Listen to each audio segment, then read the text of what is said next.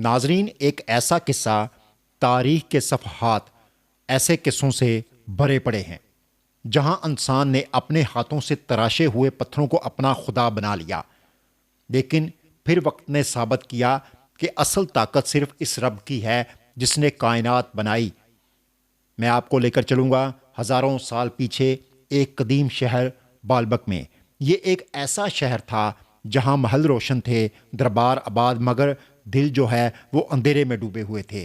بالبک وہ شہر تھا جہاں طاقت کا نام بادشاہ اور عقیدے کا نام ایک بت۔ لوگ روز اس کے آگے جھکتے، ہاتھ پھیلاتے، یہ بھول جاتے کہ زندگی دینے والا کوئی اور ہے۔ خاموشی وہاں عبادت بن چکی تھی اور سوال کرنا جرم۔ یہ قصہ ہے حضرت الیاس علیہ السلام اور بالدوتا کے پجاریوں کا۔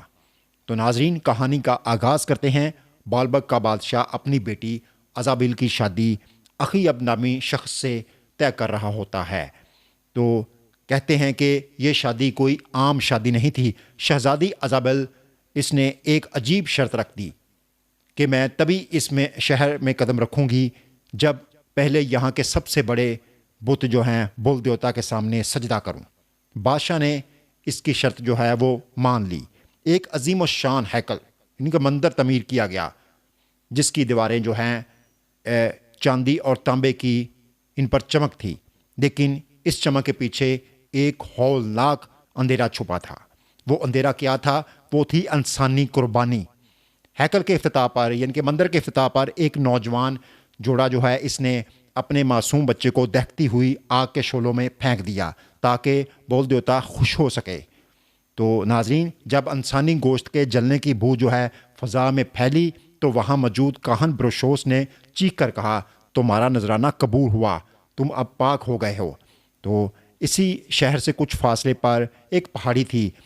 اس پہاڑی پر ایک ایسا آدمی، نہ وہ بادشاہ، نہ کاہن، نہ طاقتور، وہ صرف سچے انسان تھے۔ وہ تھے حضرت الیاس علیہ السلام۔ انہوں نے پکار کر کہا، اے بالبک والو، کیا تم اس رب کو بھول گئے ہو جس نے تمہیں پیدا کیا؟ کیا تم ان بے جان بتوں کو پوجتے ہو جو نہ سن سکتے ہیں نہ نفع دے سکتے ہیں؟ لوگوں نے مذاق اڑایا، بادشاہ نے دھمکیاں دی، لیکن الیاس علیہ السلام جو ہیں وہ ڈٹے رہے۔ آخرکار ایک دن فیصلہ کن گھڑی آ گئی۔ بادشاہ نے کہا، اگر آپ سچے ہیں تو کوئی معجزہ دکھائیں۔ میدان سجایا گیا، ایک بیل جو ہے وہ ذبح کر کے لکڑیوں پر رکھا گیا، لکڑیاں اکٹھی کی گئیں اور اس پر رکھ کر حضرت الیاس علیہ السلام نے رب کے حضور ہاتھ اٹھا دیے۔ ابھی دعا ختم بھی نہ ہوئی تھی کہ آسمان سے آگ اتری اور لکڑیوں کو جلا کر راکھ کر دیا۔ یہ دیکھ کر بادشاہ جو ہے وہ پکار اٹھا، میں ایمان لایا فوراً۔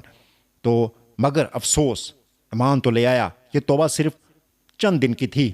کہانوں کے بہکاوے میں آ کر بادشاہ پھر سے بت پرستی کی طرف لوٹ گیا۔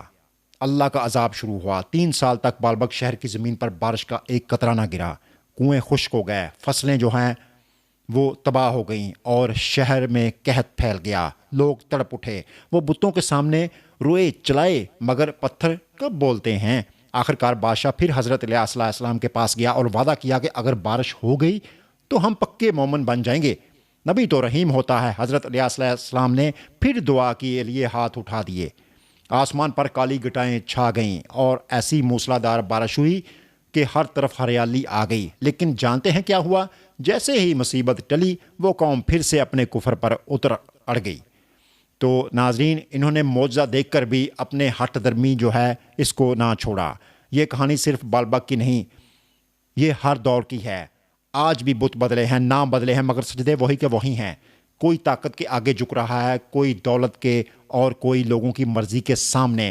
سوال یہ نہیں کہ شہر کہاں ہے، سوال یہ ہے کہ آپ کس کے آگے جھکے ہوئے ہیں۔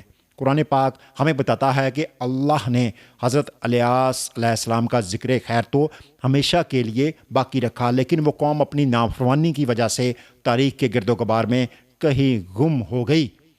تو ناظرین، یہ قصہ جو ہے ہمیں سکھاتا ہے کہ حق کو پہچاننے کے لیے صرف معجزہ دیکھنا کافی نہیں ہوتا، بلکہ دل کا صاف ہونا بھی ضروری ہوتا ہے۔